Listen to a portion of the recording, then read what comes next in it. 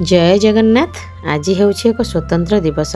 ये जो अधिक दीप आपण मैंने देखुंट यार कारण हूँ आज मो झियारी पुतुल पारतम जन्मदिवस। सेप्टेम्बर 6, 2014 से जन्म होता से 12 दीप महाप्रभु को दान कर मो दीप सब सजाड़ी देती पुतुल को कहली सब दीप लगाई दान कर। ये जो केक कटा परंपराटी आमर तो नुहे किंतु आमे ताहाको पालन करथाउ किंतु मु आम घर स्ट्रिक्टली मना करिछि ए वर्षटू केक कटा परंपरा बंद करा जिवो। मो झियारीर कटा हेबनी कि आगको मध्य मो पुअर बर्थडे आसछि तार मध्य कटा हेबनी।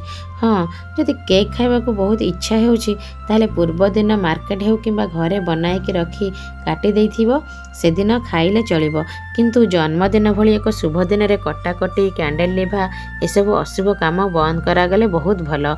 जन्म दिवस रे गृह देवता हेउ किंबा मंदिर हेउ जेतिक वर्ष चलिला सेतिकिटा दीपदान कले शुभ फल प्रदान करिथाए।